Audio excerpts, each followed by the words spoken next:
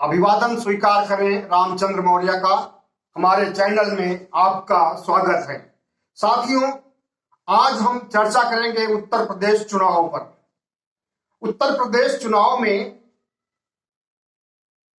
सभी राजनीतिक पार्टियां अपनी पूरी ताकत लगा रही हैं और विपक्षी दल सत्ता पक्ष की कमियां खोज खोज करके निकाल रही हैं और विकास के नाम पर योगी सरकार को घेर रही हैं, महंगाई के नाम पर योगी सरकार को घेर रही हैं, कोरोना के नाम पर।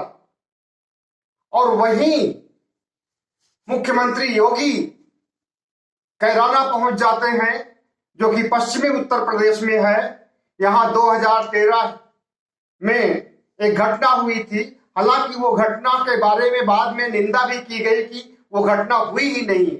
जब जांच कमेटी ने जांच किया तो पाया कि ऐसी कोई वारदात नहीं हुई थी जिसके बारे में यहां अफवाह फैलाई गई थी। वहां पहुंचते हैं और हिंदू मुस्लिम का कार्ड खेलते हैं मुख्यमंत्री योगी जी। असल में विकास के मामले में तो फिसड्डी है, विकास तो कुछ हुआ नहीं है। अगर ये कहते हैं कि हम किसानों की आय दोगुनी कर देंगे, तो ये तो पहले ही कहा गया था, नीतीश सरकार ने पहले ही कहा था। और किसान किस रूप में आंदोलनरत है, अपनी समस्याओं को लेकर के, अपनी जमीन को बचाने के लिए, अपने खेत को बचाने के लिए, अपने खलिहान को बचाने के लिए, ये सबको पता है। उनके खेत खलिहान पर खतरा मंडरा रहा है, कारपोरेट का खतरा। इनसे खेत खलिहान जमीन छीन करके कारपोरेट को देने की तैयारी कर ली है मोदी सरकार ने।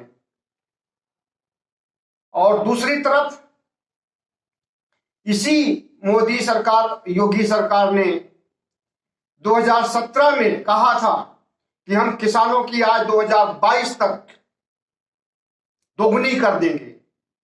अपने घोषणा पत्र में उसने तमाम से लोक लुभावन बातें कही थी, जिसमें से एक की भी पूर्ति नहीं हो पाई है पूरी तरह से। 100% किसी भी घोषणा के बारे में उसकी पूर्ति नहीं कर पाई है ये सरकार।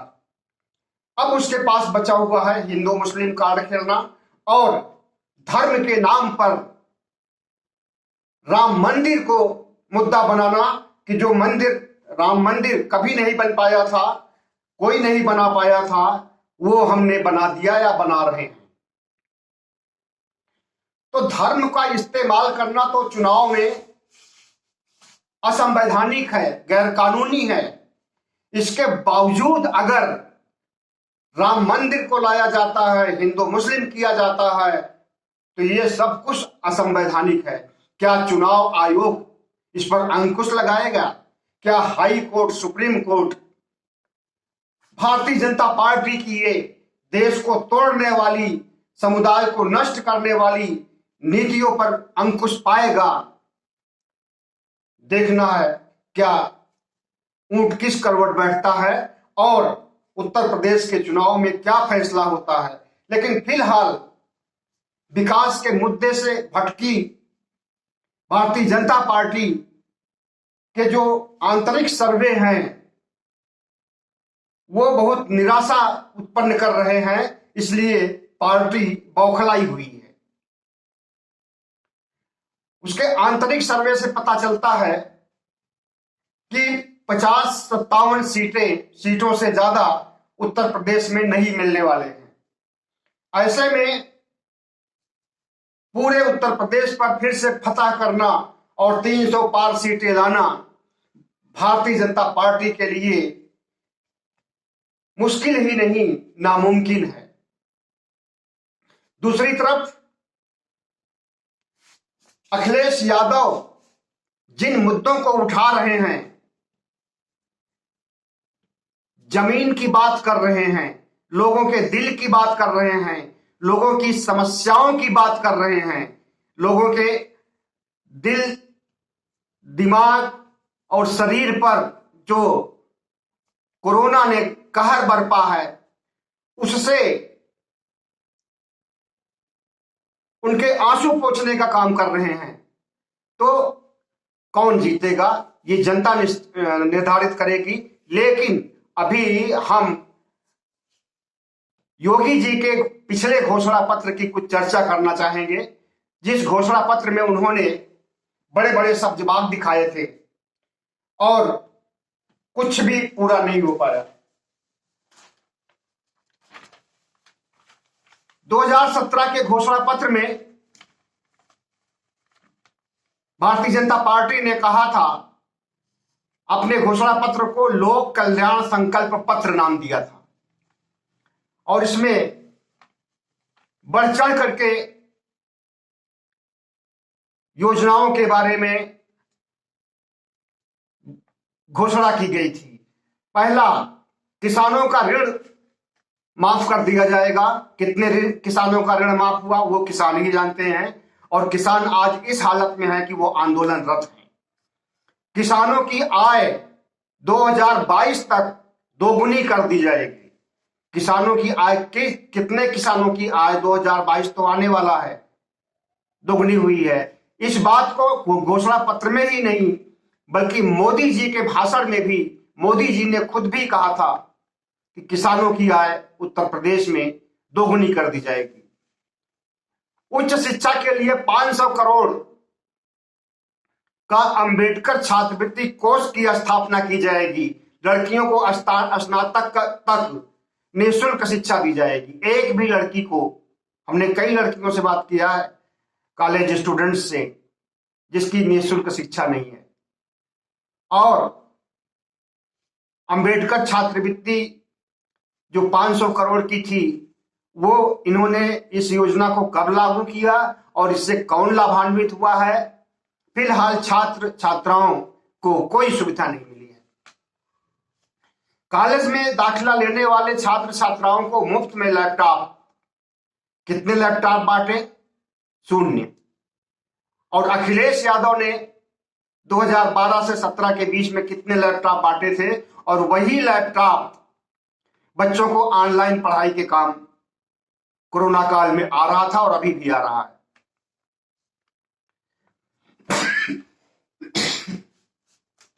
अंतरराष्ट्रीय स्तर के 10 नए विश्वविद्यालय खोले जाएंगे, एक भी नहीं खुला। अंतरराष्ट्रीय स्तर के क्या, राष्ट्रीय स्तर का भी या प्रदेश स्तर का भी कोई विश्वविद्यालय नहीं खुला। शिक्षा मित्रों को रोजगार 3 महीने के अंदर दिया जाएगा। कितने शिक्षा मित्रों को रोजगार? कितने शिक्षा मित्र तो धरना प्रदर्शन करते करते थक गए और वो आत्महत्या कर ली और रोजगार किसी को नहीं मिला। महामना मदन मोहन मालवीय संस्कृत विश्वविद्यालय की स्थापना की जाएगी। यह विश्वविद्यालय कहां है? कौन इसका वाइस चांसलर है? और कितने यहां पर छात्र हैं? क्या पढ़ाई होती है? कोई भी संस्कृत विश्वविद्यालय नहीं खुला है। सिर्फ बनारस में संस्कृत विश्वविद्यालय है और वो बहुत पुराना है, आज का नहीं है। दीनदयाल बीमा योजना 2 लाख रुपए तक। दीनदयाल बीमा योजना कितने लोगों को मिला? कितने लोगों को मिल रहा है? कितने लोगों को इससे लाभान्वित हुए हैं? 1.5 लाख पदों को भरा जाएगा और युवाओं को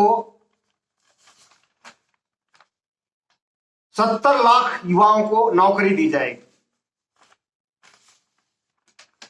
कितने लाख की तो बात छोड़िए, हजार और सैकड़ा में अगर बताएं, आंकड़े जारी करें, सही आंकड़े, वो भी नहीं, गलत आंकड़े नहीं जैसा कि फुल पेज में अखबारों में विज्ञापन दिया जा रहा है। सही आंकड़े जारी करना चाहिए और बताना चाहिए कि हाँ, वो उन्होंने रोजगार के मामले में क्या किया है आज तक, 4.5 साल में, 4.25 साल में।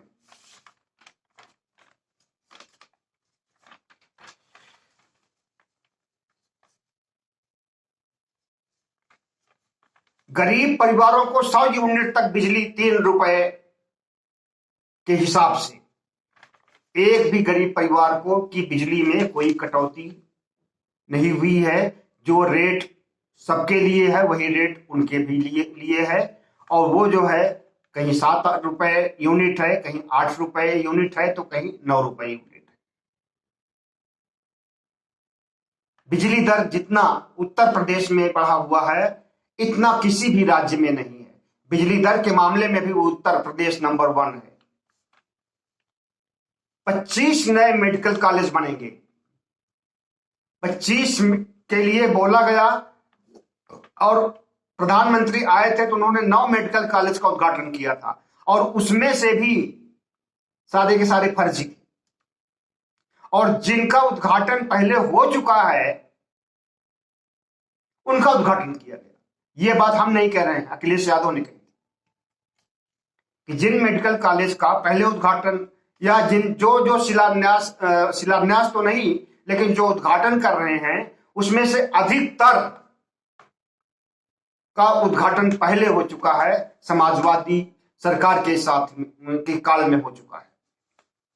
6 नए एम्स बनाएंगे, 25 नए मेडिकल कॉलेज, तो 6 भी नहीं बना पाए और 25 का दावा किया गया था। 6 नए एम्स तो काफी समय से बन रहे हैं। 2017 के पहले से एम्स बन रहे हैं उत्तर प्रदेश में, लेकिन कितने एम्स काम कर रहे हैं और उत्तर प्रदेश के लोगों की ऐसी बदहाल स्थिति क्यों है कि कोरोना काल में भी ना कोई मेडिकल कॉलेज काम आया ना कोई एम्स काम आया। एम्स खड़ा कर देने से, एम्स की बिल्डिंग बना देने से ही एम्स का उद्देश्य पूरा नहीं हो जाता है, बल्कि उसमें डॉक्टर होना चाहिए, इंफ्रास्ट्रक्चर होना चाहिए, वेंटिलेटर होना चाहिए, बेड होना चाहिए, आईसीयू होना चाहिए, सारी सुविधाएं होनी चाहिए। एम्स का नाम लेने से ही बीमारी नहीं दूर होती है।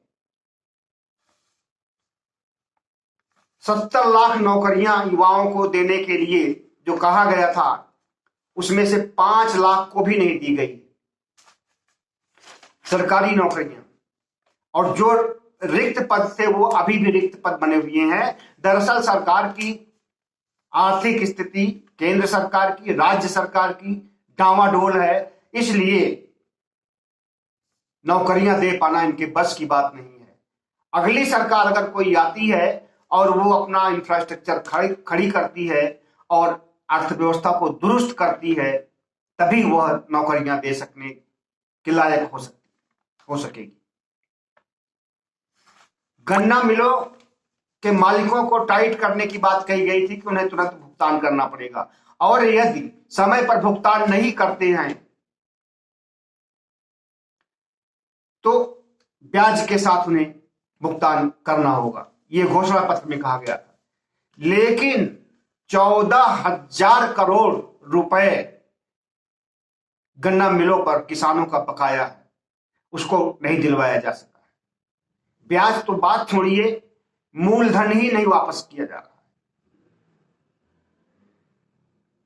तो ये है योगी सरकार की उपलब्धियां, और अगले घोषणा पत्र में क्या क्या लेकर के आएंगे और कैसे उसको रखेंगे, कैसे उसको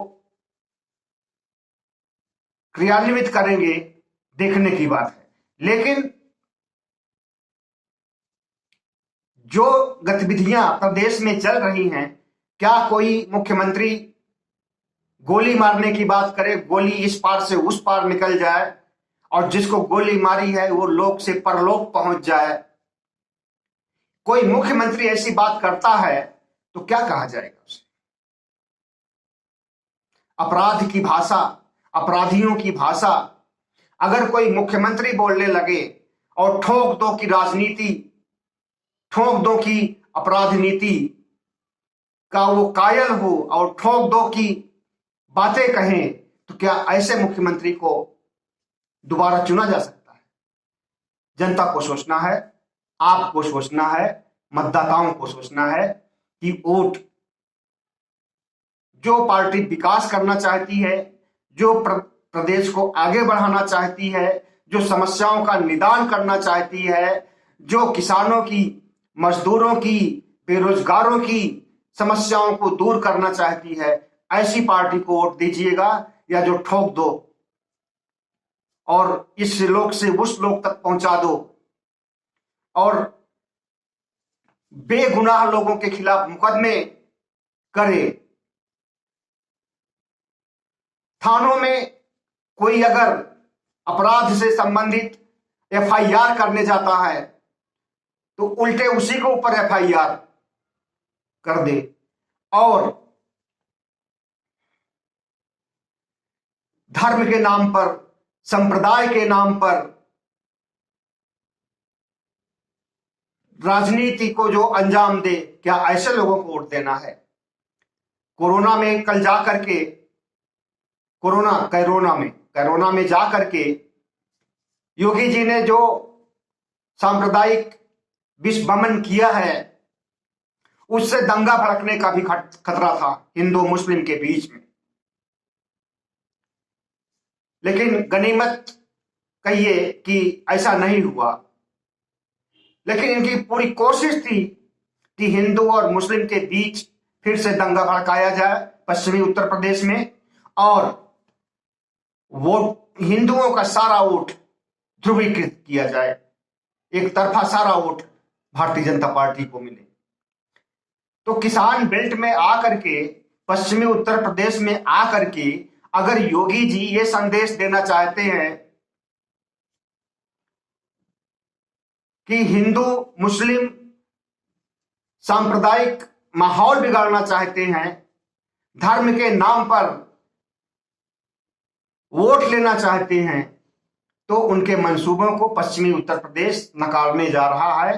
कैरोना भी, मेरठ भी और जितने भी, बागपत भी, जितने भी जिले हैं, हर जगह से भारतीय जनता पार्टी की हार होने जा रही है। यहां पर भारतीय जनता पार्टी का कोई नेता जाता है तो उसे लोग दौड़ा लेते हैं। अपने गांव में मुख्य रोड पर, मुख्य गली पर बोर्ड लगा रखे हैं कि भारतीय जनता पार्टी के नेताओं को आना मना है।